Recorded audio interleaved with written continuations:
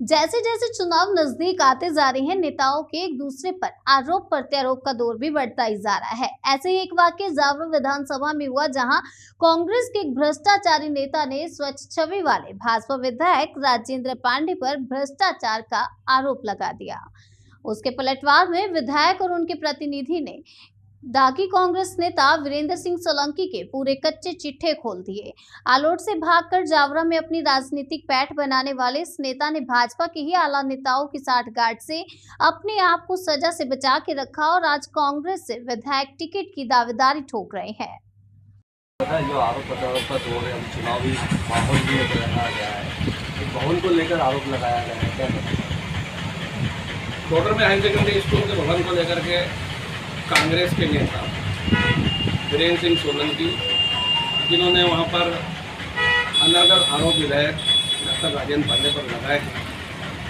यदि हम राजनीतिक रूप से बात करें, वीरेंद्र सिंह सोलंकी आलोट के निवासी होकर के और नगर परिषद आलोट में पूर्व में इनकी माताजी श्रीमती विष्णु कुंवर सोलंकी नगर पंचायत की अध्यक्ष रह चुकी है और जिस समय इनके ऊपर नगर परिषद अध्यक्ष की जिम्मेदारी थी, उस समय इन्होंने प्रतिनिधि रहते हुए इनकी माता के नाम से अनेक स्थानों पे हस्ताक्षर करते हुए बड़ी राशि का गबन किया था, जिसमें वहाँ के भारतीय जनता पार्टी के नेताओं ने जब जांच की मांग की और उस विषय पर जब जांच हुई तो निश्चित रूप से उसमें प्रकरण भी दर्ज हुआ था।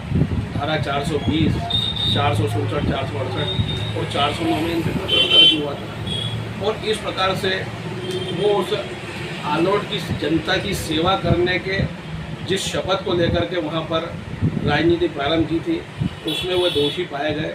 निश्चित रूप से पुलिस में प्रकरण भी दर्ज हुआ है। अब चूँकि वहाँ पर स्थानीय परिस्थितियाँ ऐसी उत्पन्न हुई कि इनको अपनी भविष्य की महत्वाकांक्षा पूरी होती हुई नहीं दिख रही थी, तो उन्होंने जावरा विधानसभा क्षेत्र की ओर रुख किया है और जावरा विधानसभा में किस प्रकार से पेट बने, किस प्रकार से पहचान स्थापित हो, वो यहाँ के स्थानीय विषयों को लेकर के और एक बेदाग छवि के जनप्रतिनिधि डॉक्टर राजेंद्र पांडे, जिनके पिताजी डॉक्टर लक्ष्मीनारायण जी पांडे स्वयं इस क्षेत्र से 11 बार लोकसभा का चुनाव लड़ चुके हैं, 8 बार वे यहाँ से सांसद रहे हैं, अनेक संसदीय समितियों में वे अध्यक्ष रहे हैं, लोकसभा अध्यक्ष के पैनल में उन्होंने कई समय तक लोकसभा का संचालन भी किया है। यहाँ से डॉक्टर राजेंद्र पांडे स्वयं 5 बार चुनाव लड़ चुके हैं और 3 बार से वे विधायक हैं। यहाँ पे किसी भी कांग्रेसी नेता ने, चाहे वो महेंद्र सिंह जी साहब हो या अन्य कोई कांग्रेसी नेता भी रहे हों, उन्होंने भी कभी भी सीधे रूप से डॉक्टर राजेंद्र पांडे के ऊपर इस प्रकार के भ्रष्टाचार के या कमीशनखोरी के आरोप नहीं लगाए हैं। मुझे आश्चर्य होता है कि वीरेंद्र सिंह जी ने एक भवन को लेकर के इस प्रकार का यह आरोप लगाया, जिसमें वे दावा कर रहे हैं कि यदि इस प्रकार के भवन में यदि निर्माण कार्य में अनियमितताएं हुई है तो ठेकेदार ने कमीशन दिया होगा और उसमें उन्होंने विधायक जी पर जो है इस प्रकार से कमीशन देने का आरोप लगाया। क्या लगता है उल्टा चोर पकड़ा? सीधे कहानी तो यही है, जिनके ऊपर प्रकरण दर्ज है और यदि वे दोषी व्यक्ति, वे दागी व्यक्ति यदि अपना क्षेत्र छोड़ करके दूसरे के क्षेत्र में आकर के यहाँ जावरा की अगर बात करें, यहाँ के कई कांग्रेस के पुराने ऐसे सीनियर लीडर हैं जो इस जावरा की आबो हवा में पले बढ़े हुए हैं। यहाँ पे उन्होंने कार्य करते हुए राजनीति में एक लंबी जो अपनी अवधि पूरी की है, वे भी इनके उस आरोप से आश्चर्यचकित हैं कि आखिर इस प्रकार का बचकाना आरोप लगा करके वीरेंद्र सिंह जी सोलंकी सिद्ध क्या करना चाहते हैं। यदि बात करें उनकी पहचान स्थापित करने की, तो अभी एक विषय को लेकर के वे गांव-गांव घूम रहे हैं, जावरा को जिला बनाया जाए। अब जब जावरा को जिला बनाने की बात अपन करें तो 2018 के बाद में जब कमलनाथ जी की सरकार बनी थी, मात्र 15 महीने की वो सरकार थी। उस 15 महीने की सरकार में खाचरोद नागदा के विधायक दिलीप सिंह शेखावत ने, दिलीप गुजर ने उस समय कमलनाथ जी के सामने प्रपोजल रखा था नागदा को जिला बनाए जाने का, जिसमें उन्होंने प्रस्ताव दिया था कि आलोट तहसील को भी इस नागदा में मिला करके जिला बनाया जाए। चूँकि तब आप आलोट में निवास कर रहे थे, तब आपने उस प्रस्ताव का न तो कोई विरोध किया, न कोई आपने प्रतिक्रिया दी, मौन समर्थन दे करके आपने उस समय उस नागदा खाचरुद वाले जिले के उनके प्रस्ताव को भी एक तरीके से मौन स्वीकृति देकर के समर्थन किया। अब आप जावरा में यदि आप काम करने आए, राजनीति के माध्यम से महत्वाकांक्षा पूरी करने आए, तो अब आप कह रहे हैं जावरा को जिला बनाए, जबकि जावरा को जिला बनाए जाने के लिए पिछले लंबे समय से जन चेतना मंच के माध्यम से यहाँ पे कार्रवाई चल रही है। विधायक जी ने जो शासकीय जो कार्रवाई रहती है उसको पूरा किया है मुख्यमंत्री जी के सामने विधानसभा में, और जिला केवल कागजों में नहीं बनाया जा सकता, उसके लिए पूरा इंफ्रास्ट्रक्चर की आवश्यकता होती है। यदि कांग्रेस की बात करें तो कांग्रेस के लोगों ने कभी जावरा में तहसील भवन की स्वीकृति नहीं करवाई थी। हम उनके कार्यकाल को देखें तो तहसील का भवन, न्यायालय का भवन, ATM का भवन, नगर पालिका सब एक ही जगह। बीजेपी वर्तमान में देखें तो बीजेपी सरकार है, पूर्व में जो इन्होंने घोटाले करे थे, जो वाक पत्र ने बताया, जो चेक वाले, तो अब उन पर कार्रवाई क्यों नहीं होती, मुझे क्या? चूँकि मामला पुलिस में दर्ज है, यदि पुलिस प्रशासन की कार्रवाई की बात करें तो वह प्रक्रिया पुलिस प्रशासन को पूर्ण करना है, और ये यदि इस बात को कहते हैं कि चालान पेश नहीं हुआ है तो वह एक पुलिस की प्रक्रिया है। यदि वहाँ पर प्रकरण दर्ज हुआ है तो स्वाभाविक रूप से जमानत तो करवाई होगी। जमानत करवाने का आशय यही होता है कि यह आप पुलिस की कार्रवाई में आरोपी बन गए हैं, अब आप दोषी हैं, निर्दोष हैं, यह न्यायालय में सिद्ध होगा, और वो हुआ नहीं है। उसके पूर्व यहाँ आकर के आप इस प्रकार से किसी बेदाग श्रेणी के जनप्रतिनिधि पर आरोप लगा रहे हैं, यह बचकाना है। लेकिन ऐसा तो नहीं 15 महीने की सरकार के अंदर जितने दागी थे उनको सब क्लियर कर दिया। हो सकता है इनकी सरकार में इन्होंने किस प्रकार से उन कार्रवाइयों को, ऊपर से इनकी प्रदेश की सरकार रही है और उसमें इन्होंने अपनी वो सारी कार्रवाइयाँ समाप्त करवा दी हो, वो अलग बात है। लेकिन चूंकि इनके ऊपर प्रकरण तो दर्ज हुआ था, दोषी तो ये पाए गए हैं, तो ही तो जमानत हुई, और जमानत हुई है तो निश्चित रूप से न्यायालय में जाना ही पड़ेगा इनको। आपका शुक्रिया। महेश सोनी, जिला उपाध्यक्ष और विधानसभा निर्वाचन के हिसाब से भारतीय जनता पार्टी का जावरा विधानसभा का। यहाँ गौर करने वाली बात यह है कि वीरेंद्र सिंह सोलंकी ने जब इनकी माताजी नगर पंचायत अध्यक्ष थी, उनके कार्यालय में लाखों के गबन किए और चेकों पर फर्जी हस्ताक्षर किए, जिसके लिए इन पर 2016 में धारा 420, 467, 468, 409 में प्रकरण दर्ज है और तत्कालीन कलेक्टर ने इनके खिलाफ कार्रवाई का पत्र भी जारी किया था।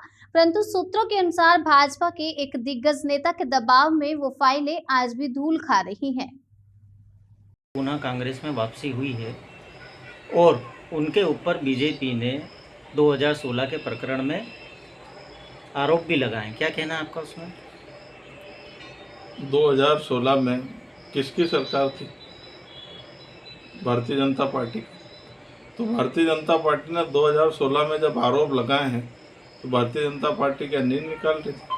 तो उनके ऊपर जो आरोप लगे हैं उनको जेल में डालना था अगर आरोप सही हैं तो, या तो कहीं ना कहीं भारतीय जनता पार्टी उनके साथ मिलके काम कर रही। तो आपका यह कहना है कि भारतीय जनता पार्टी के साथ मिले हुए हैं वीरेंद्र सिंह चौहान? नहीं, अभी उनको कांग्रेस में अभी उनकी वापसी हुई है और अभी वो कांग्रेस में आए हैं। कांग्रेस में आते ही उन पर ये बड़ा आरोप लगा। तो उस समय सरकार भारतीय जनता पार्टी की थी, भारतीय जनता पार्टी ने कार्रवाई क्यों नहीं करी? मेरा ये प्रश्न। अगर उनके ऊपर FIR दर्ज हुई थी, जो भी हुआ था, तो क्यों उनके ऊपर कार्रवाई नहीं करी भारतीय जनता पार्टी की सरकार ने? अगर कार्रवाई होती है तो क्या कांग्रेस ऐसे दागी नेताओं को अपने समूह में शामिल कर सकती है? देखो, अगर उन पर कार्रवाई होती और दोष सिद्ध होता तो ये तो न्यायालय का मामला है। अगर न्यायालय उनको दोषी करार दे देता तो उसके बाद में कांग्रेस दोषी और दागी लोगों को पार्टी में अपने साथ नहीं रखती। पहले भी ये पार्टी में भीतराघात कर चुके हैं वीरेंद्र सिंह सोलंकी इन्होंने, और इन्हें कांग्रेस से निष्कासित किया गया था। आप क्या सोचकर कांग्रेस ने इन्हें वापस अपने दल में शामिल कर लिया? देखो, छोटी मोटी गलती हो जाती है पार्टी में कहीं ना कहीं। इन्होंने भी कुछ 8 से 9 प्रत्याशी निर्दलीय खड़े किए थे, लेकिन नगर पालिका उसके बावजूद भी कांग्रेस की बनी है जावरा में। तो ऊपर के नेताओं ने सहमति से, स्थानीय सहमति से इनको वापस अंदर लिया था। लेकिन अगर अब न्यायालय द्वारा अगर दोष मुक्त होता है, दोष इनके ऊपर सिद्ध होता है, तो उसके बाद में फिर पार्टी ऐसे दागी लोगों को पार्टी के अंदर नहीं रखेगी। आपका परिचय? राहुल पाटीदार, प्रदेश महामंत्री, किसान कांग्रेस, जावरा। वीरेंद्र सिंह सोलंकी कांग्रेस से पार्टी विरोधी गतिविधियों के चलते पार्टी से निष्कासित थे, जिन्हें अभी पार्टी में उन्हें ले लिया गया है। राजनीतिक महत्वाकांक्षाएं व्यक्ति को कितना स्वार्थी बना देती है, इसकी प्रत्यक्ष बानगी जावरा विधानसभा क्षेत्र में देखी जा रही है, जहां कांग्रेस के एक दागी नेता वीरेंद्र सिंह सोलंकी, जो पूर्व में आलोट जनपद अध्यक्ष भी रह चुके हैं और जिनकी माताजी नगर पंचायत अध्यक्ष रह चुकी है, उन्होंने जावरा के विधायक राजेंद्र पांडे पर भ्रष्टाचार के आरोप लगाए और उसके प्रति उत्तर में राजेंद्र पांडे ने उनके भ्रष्टाचार की जो पोल खोली है, उससे प्रत्यक्ष ये जाहिर हो जाता है कि इस घोटाले में पक्ष और विपक्ष यानी भाजपा और कांग्रेस दोनों ही साथ में मिले हुए हैं। यदि भाजपा का प्रश्रय नहीं होता तो वीरेंद्र सिंह सोलंकी इतना भ्रष्टाचार कर कैसे पाते। 2016 में जब इनके माताजी के विरुद्ध 420, 467, 468, 409 समेत विभिन्न धाराओं में प्रकरण दर्ज हुए थे, तो फिर उन पर कार्रवाई क्यों नहीं की गई, जबकि 2016 से अभी तक बदस्तूर भाजपा की ही सरकार है। मध्य में 1.5 वर्ष अवश्य कांग्रेस की सरकार रही थी। वीरेंद्र सिंह सोलंकी का कहना है कि पुलिस चालान प्रस्तुत नहीं कर पाई इसलिए वो दोषी सिद्ध नहीं होते, जबकि कलेक्टर ने विधिवत एक पत्र जारी कर इन्होंने नगर पंचायत अध्यक्ष के प्रतिनिधि रहते हुए जो फर्जी साइन चेकों पर किए थे, उसकी जांच कमेटी बिठाने का प्रस्ताव पारित कर इनके ऊपर केस लगाने का भी आदेश जारी किया था। वह फाइलें क्यों दबा ली गई? सूत्रों की माने तो आलोट विधानसभा के ही एक प्रभावी भाजपा नेता का प्रश्रय वीरेंद्र सिंह सोलंकी को प्राप्त है। जब आलोट में इन्होंने अपना ग्राफ गिरते देखा तो यह जावरा की ओर उन्होंने अपना रुख किया और जावरा में आज कांग्रेस की तरफ से विधानसभा का टिकट पाने के लिए प्रयासरत हैं।